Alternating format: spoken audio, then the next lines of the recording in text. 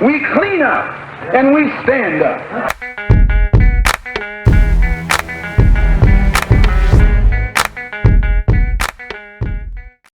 The greatest injustice is done to my people is done by the way of infection. Killing us slowly, erasing our history, death by the way of deception. God, do you know? God, do you know what you are? God, do you know what you are? Goddess, do you know? Goddess, do you know what you are? Goddess, do you know what you are? God, do you know? God, do you know what you are? God, do you know what you are? Goddess, do you know? Goddess, do you know what you are? Goddess, do you know what you are? God, do you know? God, do you know what you are? God, do you know what you are? The Black Panther Party therefore had to take a position that the armed agents of the state, the police and its military, were also the agents of repression and containment for the Black liberation movement. To this day, we see that many of our younger folks do not understand that the police are not workers. The police are armed agents of the state. For is to develop a revolutionary national government in the Black Belt South, we turn New Africa by obtaining the 5 states of Louisiana, Georgia, Mississippi, Alabama, and South Carolina. You know, and we also have an economic plan called New African Ujima. Sisters of the Underground, we are a full-service crisis response network. The reason why we carry firearms is because we will go to that door, we will kick that door in if we have to, and get that person out of there. I'm not moved by white corporations donating huge sums to selected civil rights groups, social justice organizations, or neo-colonial groups and leaders who themselves are compromised and complicit in our subjugation, nor any number of scholarships, black appointments, or white apologies. Simply put, the motto I have is freedom, prosperity, and humanity for everybody, or freedom, prosperity, and humanity for nobody. Word is born. I want the name. I have come to resurrect everything that's been murdered in my family. And one of the biggest homicides has been our name. Give me back my name. And further, Brother Ajay, I carry this name, Wills, as evidence that a crime has been committed against my family.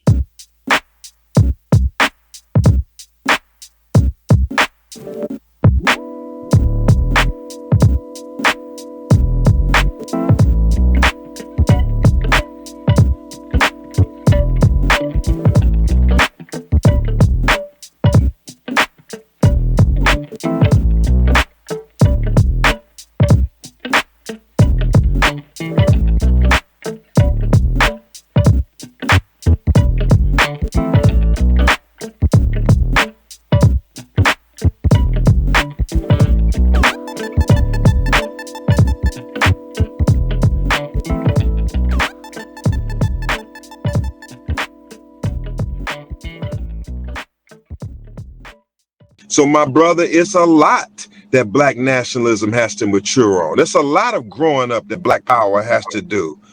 That's your job. I check you out, leadership, coaching, and I'm checking your classes out, and I'm going back and studying them. The job of what's called like OGs, like yourself and myself in this era, is all of these promising young brothers and sisters in their 20s and 30s.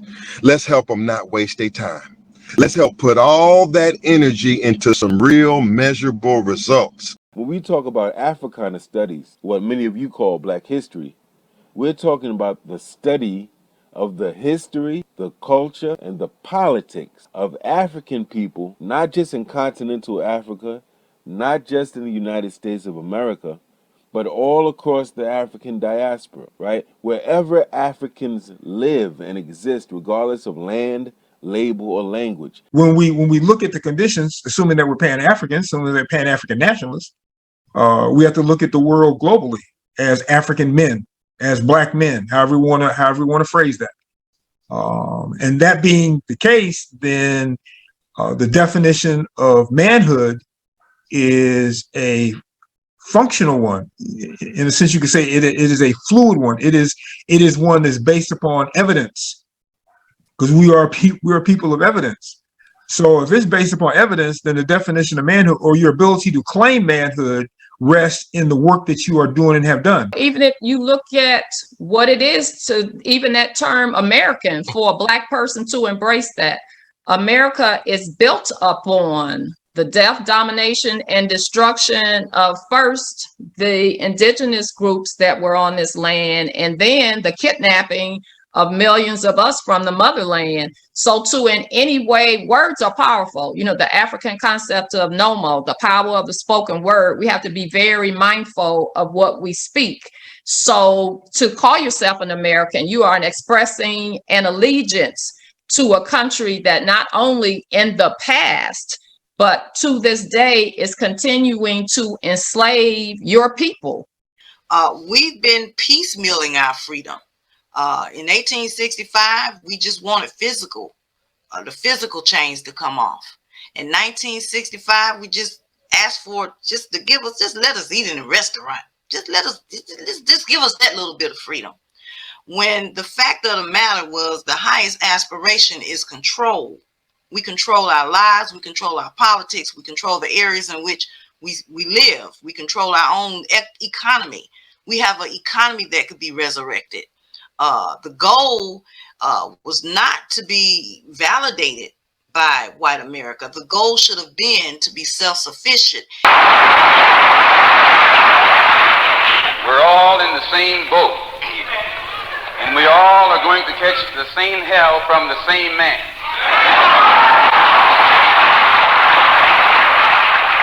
He just happens to be a white man.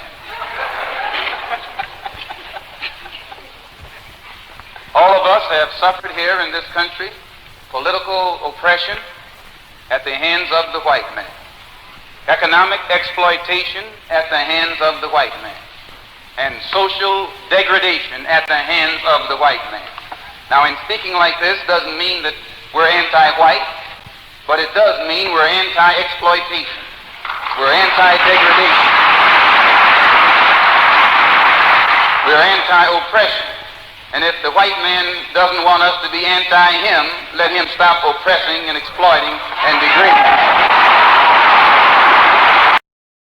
Brother Malcolm, for me, was a great inspiration for not only joining the movement, but for understanding Islam, which I'm no longer a part of, but of course my heart is there. But the other part was that he inspired me to be revolutionary in more ways than one.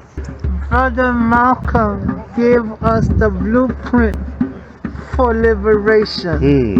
In Harlem Liberation School, we say Hokosa, which stands for wake up, clean up, and stand up. By studying Malcolm, we see the seeds that he left for liberation.